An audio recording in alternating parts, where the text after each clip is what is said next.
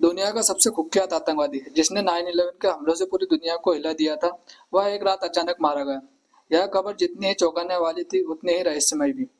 Osama bin Laden, जिसने सालों तक दुनिया की सबसे ताकतवर खुफिया एजेंसी को चकमा दिया, आखिरकार कैसे पकड़ गया? उसकी आखिरी रात में ऐसा क्या हुआ जो अभी भी लोगों के दिलों में कई सवाल छोड़ गया?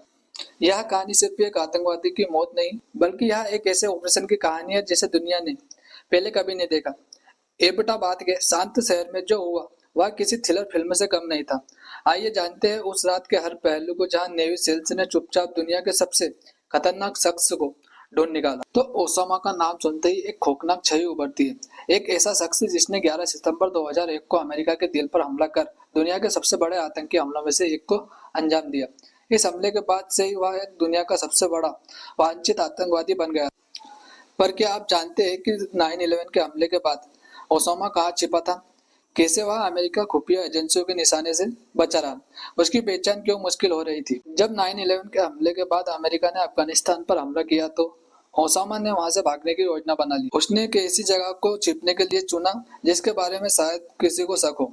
पाकिस्तान के एबटाबाद में एक ऐसा सामान्य से दिखने वाला मकान में ओसामा अपनी जिंदगी को आखिरी कुछ साल गुजार रहा था।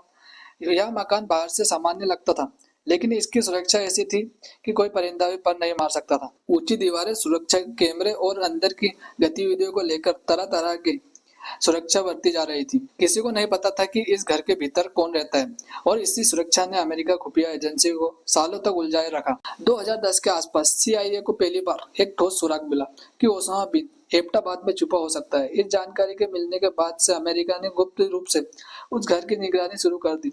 उस घर के आसपास का माहौल शांत था, लेकिन उस घर में कुछ ऐसा था जिसने खुफिया एजेंसियों का ध्यान खींचा। घर में ना तो फोन का इस्तेमाल होता था, ना ही इंटरनेट का। यहाँ एक अजीब सा बात थी, क्योंकि आज के समय में ऐसी गतिविधियों का ना होना संदेह पैदा करता है। आखिरकार यह तय हो गया था कि इस घर में कुछ ऐसा छिपा है जिसे दुनिया से दूर रखा जा रहा है। जब सीआईए ने यह तय कर लिया था कि ओसामा इसी घर में छिपा हुआ है, तो अब समय था कि एक ऐसा अभियान चलाया जाए जो बेहद गोपनीय और तेज हो। इस अभियान का नाम रखा गया नेपच्यून स्पीयर। अमेरिकी राष्ट्रपति बाराक ओबामा ने यह संदेश दिया कि ओसामा का जिंदा या मुर्दा पकड़ने के लिए किसी भी हद तक जाया जाए। अब बात थी इस अभियान को अंजाम तक पहुंचाने की। यह एक ऐसा ऑपरेशन था जिसने सबसे अनुभवी और खतरनाक कमांडो नेवी सील्स को भेजा गया। 1 मई 2011 की रात एबटाबाद के लोग गहरी नींद से सो रहे थे। किसी को नहीं पता था कि उनकी नींद में एक ऐसा तूफान आने वाला है जो इतिहास का हिस्सा बनेगा। रात के करीब 11 बजे अमेरिकी नेवी सील्स के 2 ब्लैक हॉक हेलीकॉप्टर एबटाबाद की ओर उड़ान भर चुके थे। इन हेलीकॉप्टरों में वह टीम सवार थी जिसे दुनिया के सबसे बड़े आतंकवादी को खत्म करने का काम सौंपा गया था। तो रात के अंधेरे में हेलीकॉप्टरों ने ओसामा के मकान के ऊपर उतरने की कोशिश की, लेकिन एक हेलीकॉप्टर अचानक खराब हो गया।